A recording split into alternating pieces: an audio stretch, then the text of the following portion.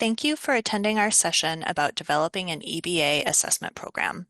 My name is Mary Wegmann, and I'm here with my colleagues Braith Birchhall and Devarenne from Western Washington University in Bellingham, Washington. We are going to share an overview of the assessment and workflow we developed for extension decisions about our two EBA programs. Braith, Sid, and I make up the Collection Management and Assessment Department.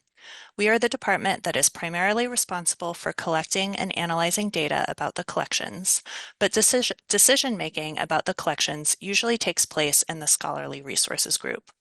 The SRG is comprised of collection services personnel and liaison librarians. We meet once a month to discuss topics related to the collections and curricular support. We have several existing processes in place to manage and assess our subscriptions and firm order purchases. We engage in an annual subscription review during which we evaluate our current subscriptions and new subscription requests, and we report on our recent firm orders on a recurring basis. Participation in EBA programs comes out of our one-time big ticket fund. Even though participation in the EBA programs is technically a one-time cost, they function more like a subscription in our collections portfolio, but are not included in our annual subscription review where we evaluate our other ebook packages. Additionally, the two EBA programs we participate in expire at opposite ends of the academic year, making it challenging to consider them in tandem. To try and address some of these issues, we developed an EBA-specific assessment plan that we've now used for one review cycle. With that background, I'm going to turn it over to Braith.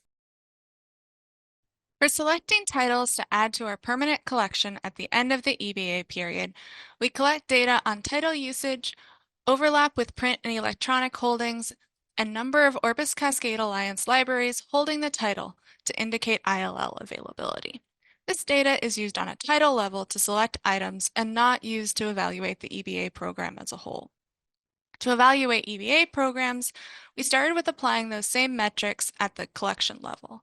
Because the two programs are very different, just looking at cost per book or cost per use privileges EBA-X because of its high volume of books. To make a more meaningful comparison, we looked at what % of books in the program were used and cost per used book. We included the number of books placed on course reserve to indicate curricular importance. To evaluate ILL availability, we noted the number of titles with fewer than 4 and between 4 and 8 copies in Alliance print holdings.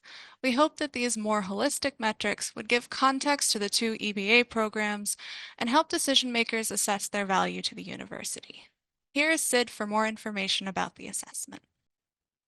Because we were developing what we hope will become an ongoing assessment procedure, we wanted to make sure that we were documenting our process so that we could replicate our steps with each cycle and identify where we wanted to make adjustments each time we tested this procedure. To do this, we created a spreadsheet template that we could use for planning, implementing, and documenting our project. We used this Data Points tab for project brainstorming and scoping. First, we listed potential data points to include in the assessment. Then, we articulated what we would learn from each of these data points and how they could be used to inform decision-making.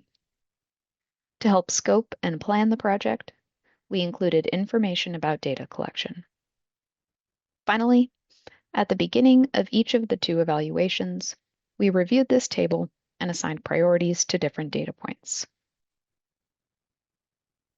We used this task list tab while conducting the assessment to divide up the work and track the status of different parts of the project.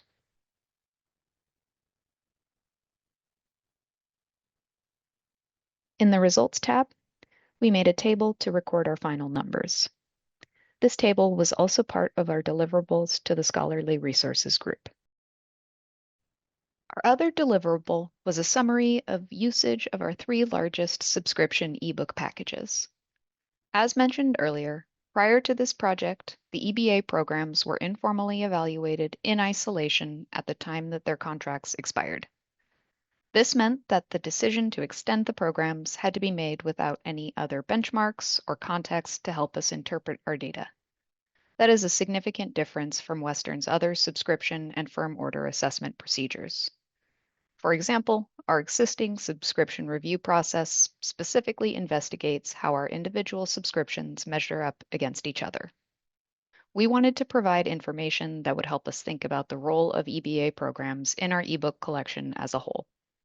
To accomplish this, we prepared this summary of ebook package use, including the number of unique titles used out of each collection in the previous year, and the distribution of usage among those titles.